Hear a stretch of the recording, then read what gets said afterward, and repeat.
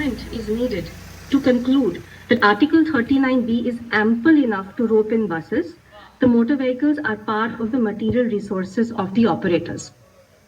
So, number one, Your Lordships, there is no precedent as such. He has relied on the dictionary meanings of various words and come to the conclusion. The view only of a plurality. It is not the majority in any case. So, Lordships, I have two.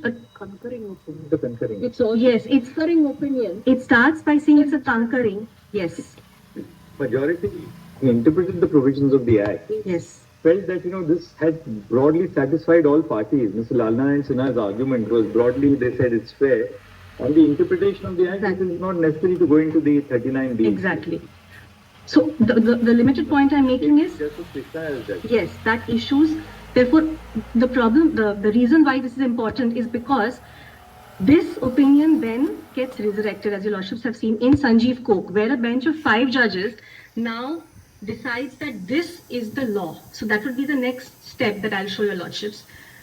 The fact remains that in this case, the High Court struck down the nationalization issue, saying that the one is on public purpose, which has been reversed by this court. Yes. Secondly, that Article 39B was not justified in the instant case. Yes. That's why the petitioner succeeded in the High Court. Yes. It is in the state appeal. Yes. That there is a reversal. Yes. And this is a concurring opinion. Yes. But while reversing, the majority says we need not go into it because we otherwise find that there is no violation of 31. That was the paragraph I read. Right? So if I may now take your Lordships to the judgment in Sanjeev Coke.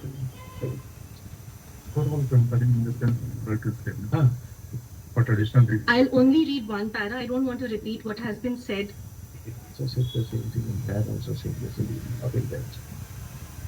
This is page 2294 of volume 5. We are not. I only want to read para 19.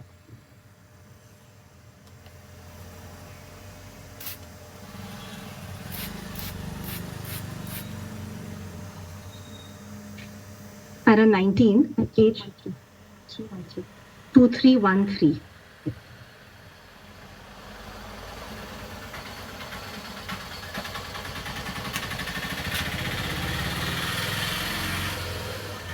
May I read?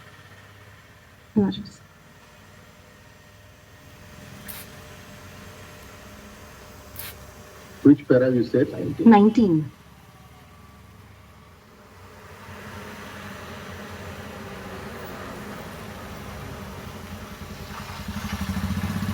At page 2313.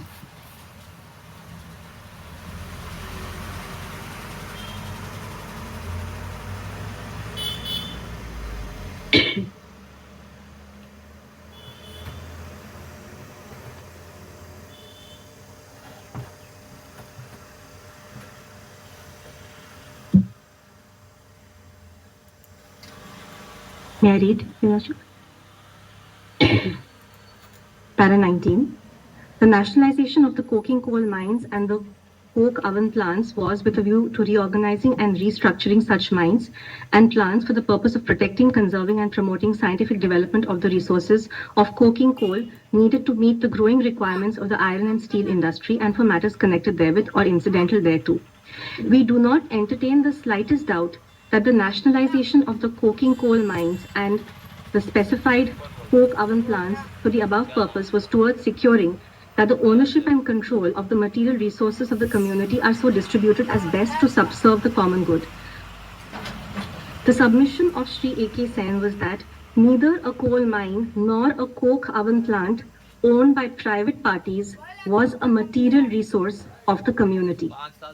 According to the Learned Council, they would become material resources of the community only after they were acquired by the state and not until then. In order to qualify as material resources of the community, the ownership of the resources must vest in the community, that is the state.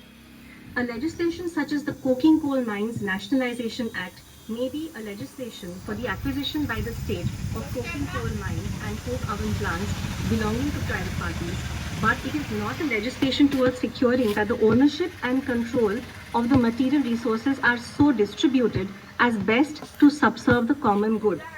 Sri Sen invited our attention to the emphasis which Krishna Iyer J laid on the word distribute, occurring only with distribution. It cannot be used in aid of statutes where the property of a private individual is being acquired. Actually, Mr. Shukla, the philosophical approach of both Justice Krishna and Justice Chinappa Reddy is this. If you look at the purely capitalist concept of property, the capitalist concept of property attributes a sense of exclusiveness to property. This is my pen. It's exclusively mine. Nobody else can use my pen. The socialist concept of property is the mirror image which attributes to property a notion of commonality.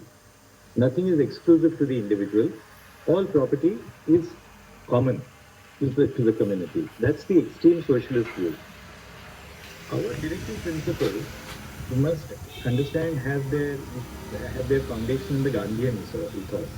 The directive principles are really in pursuance of the Gandhian ideology. And what is that ethos?